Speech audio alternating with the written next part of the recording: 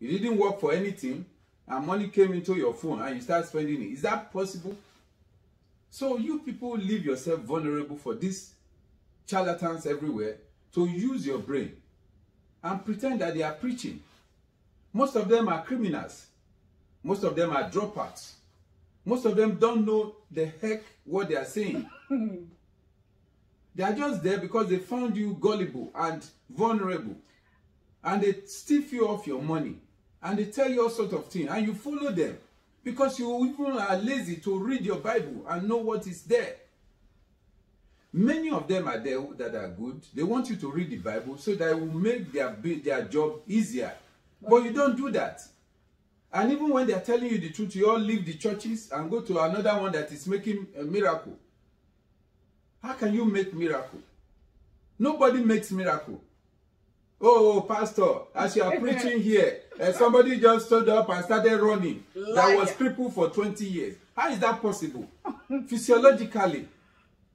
When somebody has been crippled for years, he will need a process to get back to walking. That if somebody will stand up from being crippled for 20 years and start running, then that's magic. That's right. That's not miracle. God does not do that. God is not a Confucianist. God has showed us that you have to train the body again to know how to walk. We just come and make somebody heal one day and he'll start running from not walking for 20 years. So if Christ did it in the Bible, this person, they are not Jesus Christ.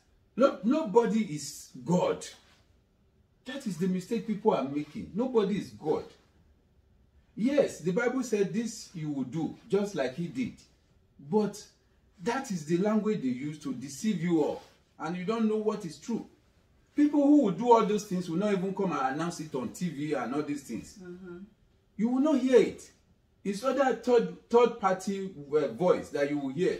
That I went to pray with this man. God used him to heal this thing. After I finished there, God, 1 week after, I'm good. But these people will come and show you on television that they are praying in a gathering of gathering of 2091. That they are there in Jesus' name. Somebody that was blind. For we just come and say, this color, what is this color? It's a yellow. What is this color? It's black. How? How did you know? And the person says that he has never seen in his life. And he can call the color. Please, Nigerians and my brothers and sisters, we need to be real. Because sometimes we say that these people are the people that they are the problem. But I think we leave ourselves too vulnerable. People are looking for magic too much. So the essence of this program today is to alert you to set your vision, your goals, and your mission in achieving your vision. So please quit and reduce all these magic miracles that people always put their mind on. So thereby, at the end of the day, they will be disappointed. Nothing of those things will happen.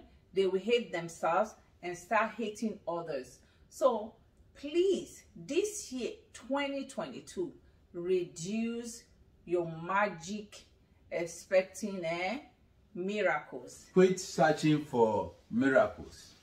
Quit looking for miracle everywhere. God is a miracle working God. He's everywhere at the same time. That's why he's so many present. One of the names that I mentioned earlier, omniscient, omnipresent, all-knowing, ever-present, and is ever-powerful God. You cannot change that. Because this thing that most of these leaders in the church and everywhere they are doing is called sales strategy. It is geared to bring people with all this flamboyant flashing. You go and fry your hair and you'll be speaking eloquent English. Here, who? Here, her. When I was in Dallas, when I was doing, people who cannot eat 1 square meal in Nigeria, you'll be telling them when I was in Dallas, spending $1 and all these things. It does not make any sense. These are all sales strategy. Then they will now tell you, my God is a rich God. If you come and serve here, we will come and you will be rich. Doesn't make sense. 20 years after, you are not rich. The pastor is getting richer. You don't know that something is wrong there. That's right. The pastor that cannot teach you strategy of survival in life, say go and work. God will bless the handwork, your handwork, and promote you from there. The pastor that is telling you you will go and buy a jet from not having akara to eat. And it tells you buy plain. That's a scam. It's a scam. It's a scam. Yes, the pastor may be hearing from God, but some of them are also, the Yorubas will say, one tendi. They are supporting it with their own brains to say anything that will bring people to their gathering. Again, guys, wise up this year. All this foolery is enough. We are not. You should be teaching the next generation how to wise up, how to learn the things of God the right way. Stop you all on that pulpit. It is time for you guys to really begin to think about your last days. It is time, because nobody lives forever. There are many of you that you see are falling.